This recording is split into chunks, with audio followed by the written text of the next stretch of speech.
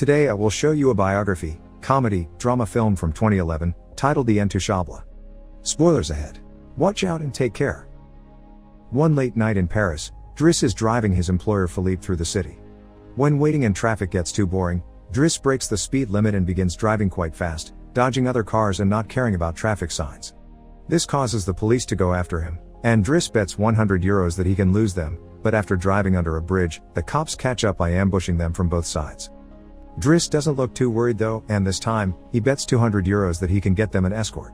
The cops make him leave the car and he starts acting then, behaving offendedly and telling them Philippe can't move and he was taking him to the hospital. The officers find proof of this when they find the wheelchair in the truck and, when approaching Philippe, they see him convulsing, which is also an act. Seeing as it's an emergency, the cops forgive Driss for breaking the speed limit and offer themselves as escorts on his way to the hospital. To celebrate winning the bet, Driss plays September by Earth, Wind and Fire, and when they arrive at their destination, he shares a smoke with Philippe as soon as the cops are gone. Driss promises he'll handle it and drives them away just before the hospital staff could find them. This friendship began many months ago. Philippe and his assistant Magali are holding interviews to find a new caretaker for him, but it isn't going too well, because all applicants have very standard or awkward answers to their interview questions. But they're suddenly surprised when Driss storms in, ignoring the fact it isn't his turn quite yet, because he only wants some papers to be signed saying they won't hire him so he can get the unemployment benefits.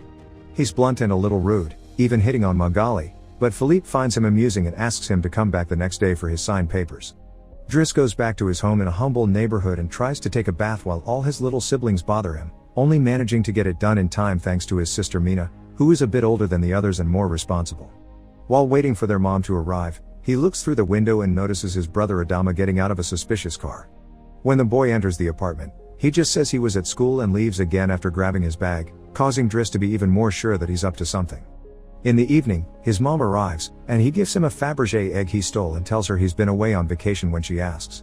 She isn't happy to see him though, because he disappeared for 6 months and never called, and now he's shown up out of nowhere as if her home was a hotel.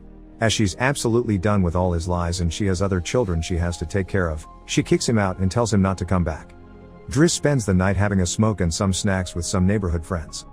The next day, Driss goes back to Philippe's house for his papers, and he's received by the housekeeper Yvonne, who shows him around the place and tells him about Philippe's daily routine. She also shows him the room he would get for himself with his very own bathroom. Driss can't help staring at the bathtub before he's dragged to see Philippe, who offers the signed sheet of paper but also a job opportunity. Driss accepts the 1-month trial, and Philippe tells him he bets he won't last 2 weeks. After bringing his things to his room, Driss is taught how to take care of Philippe. He must learn how to keep his legs stimulated, how to put him in the wheelchair, how to help him shower and change his clothes. Things get awkward when Driss discovers he must put on him some high stockings and even clean his butt after Philippe uses the bathroom, but no matter how much he complains and says he won't do those chores, he ends up accepting them as part of his job. Later in the evening, while he's enjoying a snack on the roof, he's interrupted by Philippe's daughter Elisa and her boyfriend Bastien, who are looking for a private place to make out, and he kicks them both out after refusing to share his beer. Driss quickly gets used to the daily routine with Philippe, even if at first he does make some mistakes he learns from, like handing the phone to Philippe instead of putting it on his ear or forgetting the baby monitor while having a bath. He also learns to organize his mail in different folders, most of the letters he opens for Philippe, but there's a series of private ones he isn't allowed to look at. When he finds a flyer promoting female escorts, he decides to start a file just for those instead of throwing them in the trash as Philippe says. It's not all work in this new life though. Driss still makes sure to have a good time, he keeps trying to hit on Magali to no avail, and sometimes calls escorts to join him in bed. One morning, after Yvonne comes to his room to scold him for being late, she finds some dangerous weapons in his bag, but she doesn't comment on them yet. Driss' work today is to drive Philippe around, but he refuses to put him in the back of a van as if he was cargo, so instead, he takes him on one of the fancy cars that don't see much use. Philippe, who first thinks this isn't suitable and says they should be pragmatic, is soon getting excited at the idea of a faster, less boring ride, although Yvonne still disapproves. When they try to leave the building, there's a neighbor parked at their entrance, ignoring the sign on the door that says it's forbidden. Driss wastes no time and goes after the guy, grabbing him by the front of his shirt and threatening him until he moves the car. Philippe is impressed by his actions, but Yvonne, once again, disapproves. The pair goes to a museum, where Philippe is planning to buy a piece of artwork that Driss considers not worth the money because it's just a red blotch on the canvas. Afterward, Philippe meets with a relative of his, who tells him everyone is worried about Driss since he can be violent. He's also discovered he has a criminal record, but Philippe doesn't care. He appreciates Driss because he doesn't pity him and doesn't mind joking around with him. After another failed attempt at hitting on Magali, Driss has dinner with Yvonne in the kitchen while listening to Philippe dictate a letter to Magali. Claiming it's a private conversation, Yvonne turns off the baby monitor and proceeds to explain what's going on. Philippe is pen pals with a woman called Eleanor. Those are the letters he didn't let Driss open. But he's never met Eleanor in person. Their relationship is purely epistolary. Speaking of love, Driss teases Yvonne for the looks the gardener gives her all the time before going to bed. He's trying to sleep when he hears some weird sounds coming from the baby monitor. Philippe is having trouble breathing. Not being capable to ignore him even if he tries, Driss goes to his room and gently guides him through the attack with soothing words and a wet cloth to wipe his face.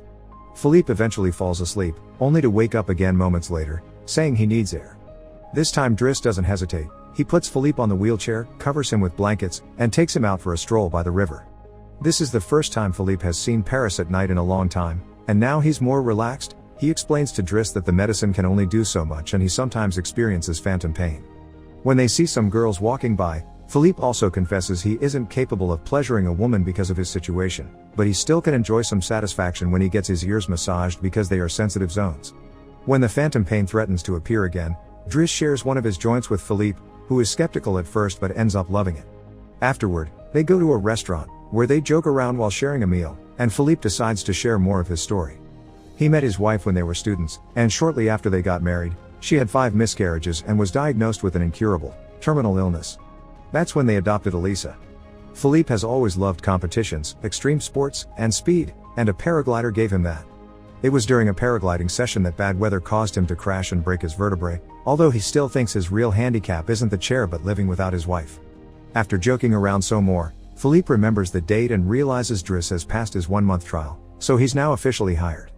But he needs to start by bringing back the Fabergé egg he stole because it was a gift from his wife. She would give him one every year, and he has exactly 25, matching their time together. The next day, Driss goes to talk to Mina when she's leaving school, who is a bit offended because he hasn't been answering her messages except to ask her to look for the egg. She also tells him about some cops that have been calling their home. Afterward, he visits Adama, who confesses he was found with 30 grams on him. Driss wants to take him to lunch, but Adama refuses and instead gets in the same suspicious car from before. Later on, Driss is allowed to be present while Philippe dictates his letter for Eleanor to Magali.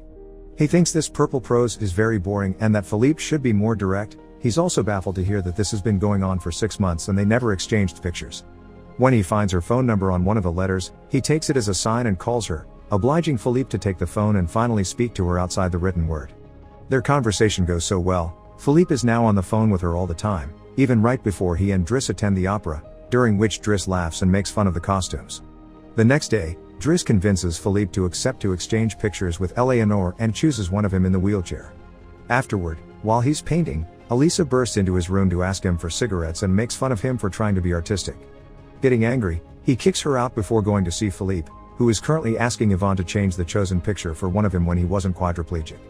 She hides the picture inside the escort file right before Driss burst in, complaining about Elisa and telling Philippe he needs to discipline her, something Yvonne agrees with. Philippe agrees to talk to her, but he's mostly surprised when Driss lets it slip that he's been painting. Days continue to pass, and the friendship between Philippe and Driss continues to grow. Driss takes him to play in the snow and brings him with him when he goes out for a run. Philippe gets him his first suit and scolds his daughter while Driss listens to him through the baby monitor. When Driss finishes his first painting, he shows it to Magali, who slaps him when he tries to kiss her. Philippe, however, likes the painting and promises he'll try to sell it. The two of them have a great time with each other, enjoying things like getting a faster car, sharing joints, and even hiring escorts together. When Philippe's birthday comes, he isn't very excited about it. Every year, he pretends to be surprised that they're throwing a party and has to meet with all these relatives that only come to see him on the date to check he's still alive. Philippe says it'll all be rather boring. While he and the guests enjoy some live classical music, Driss searches for Elisa, who is crying in her room after having taken some of Yvonne's pills, which won't kill her as she expected. The reason why she's sad is that Bastien broke up with her and called her a tart, so she asks Driss to talk to the boy, which he accepts to do for a price. Meanwhile, Philippe is showing Driss painting to his relative and manages to convince him to buy it for 11,000 euros. Driss goes back to the dining room and chats with Yvonne, who tells him Magali is in a relationship with someone named Fred, but things are rather rocky at the moment, giving Driss hope. As the party begins to die down, Philippe makes Driss listen to some of the most important songs in classical music history, but he could only joke in response. After the band is done, he brings his iPod and plays Boogie Wonderland by Earth, Wind and Fire before he starts dancing right in the middle of the floor.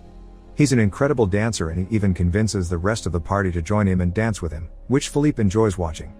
Later, when putting Philippe to bed, Driss opens Eleanor's latest letter to him. She sent her picture, showing she's rather pretty, and is telling him they should meet next week when she visits Paris. When the day of the date comes, Yvonne and Driss put Philippe through dozens of outfits until they find the perfect one. And since it's Yvonne the one that will take Philippe to the date, Driss uses his day off to visit Bastien and threatens him until the boy accepts to apologize to Eliza and to bring her croissants every day. He also asks him to fix his hair. Afterward, he visits his mother at work, but only to watch her from afar. At the restaurant, Yvonne and Philippe are waiting for Eleanor, who is very late. After waiting for an hour, Philippe gives up, calls Driss to ask him to take him away, and then leaves the restaurant without noticing Eleanor is arriving at the same time. That same night, Philippe takes Driss with him in his private plane and gives him the money he got for selling the picture, making him immeasurably happy. They make it to the countryside the next morning, and Philippe decides to go paragliding, dragging Driss with him as well. Driss doesn't want anything to do with it, but after initially freaking out, he ends up enjoying the experience. When they return home, Adama is there waiting for Driss and gets scolded when he sees the scars on his face. Adama will still not tell Driss what's happening in his life though, so Driss makes him wait in his room while he calls Mina to tell her not to worry and goes to put Philippe to bed. Philippe, however, isn't sleepy yet. After making Driss look at a painting with him, he asks him about his family, which Driss at first doesn't want to talk about but eventually gives in.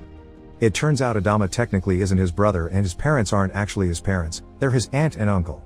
They fetched him from Senegal when he was 8 because they couldn't have kids, and his real name is Bakari Bassari, but because other kids had that name, they called him Idris, and that became Driss. One day, his aunt miraculously was able to conceive, and after his uncle died, there were other men and more kids as well. In the same way Driss had talked to him about Elisa, Philippe points out that Adama needs discipline, so he fires Driss so he can be there with his family because he can't spend his whole life taking care of an old man. The next morning, after Bastien has brought his daily croissant while wearing a better hairdo, Driss packs his bags and gets ready to go. Magali comes to say her goodbyes, and when Driss tries to hit on her one last time, Magali introduces him to his significant other Fred, which is short for Frédéric. Turns out Magali isn't interested in men, and Driss gives up on the spot. On his way out of the house, he gives the baby monitor back to Yvonne and teases her for having lied to him about Magali just to mess with him. In return, she gives him the escort file he had started, and he's disappointed to find the picture he had chosen is hidden there. Driss throws away the file, but he keeps the photo for himself. Once outside, he finds a car once again blocking the entrance, so he asks him to move away even if he doesn't work there anymore. When Adama calls him out for it, Driss says it's a matter of principle. A few hours later, the two brothers go pick up their mother at the station while back at the house. Philippe is having his first dinner together with his new caretaker, who is stuffy and boring, and Philippe decides to leave him without even having a bite. Since Yvonne is out on a date with the gardener, nobody is there to scold him for it. As days pass, Driss goes back to his old life. He hangs out with his old friends again and tells the guys from the suspicious car not to bother Adama anymore. When he goes to an interview he doesn't have enough experience for, he manages to win over the employer by calling himself pragmatic and using all the art knowledge he acquired while working for Philippe. This lands him a job as a driver. Philippe continues to dislike his new caretaker and is in a constant bad mood. One night, he refuses anyone in the house to help him with his phantom pain, so Yvonne calls Driss and asks him to come over. That's how they find themselves in the situation from the beginning, with the cops chasing after them first and escorting them to the hospital later. After that little adventure, Driss drives Philippe to the coast, and the sight of the sea helps Philippe calm down. Sometime later, Driss takes care of Philippe's overgrown beard before taking him to a restaurant for lunch, but he doesn't stay, because someone else will be making Philippe company today. Driss wishes him luck and finally gives him back his egg before leaving, and Philippe starts worrying about being alone until he sees who his date is, Eleanor, who is delighted to see him and doesn't mind the chair at all. The real Count Philippe Pozzo di Borgo now lives in Morocco. He has remarried and has 2 daughters. The real Driss, actually called Abdel Yasmin Selou, has his own firm and is also married with 3 children. The 2 men continue to be very close friends to this day. Make sure to subscribe and turn on notifications so you can watch more videos like this. Thanks for watching.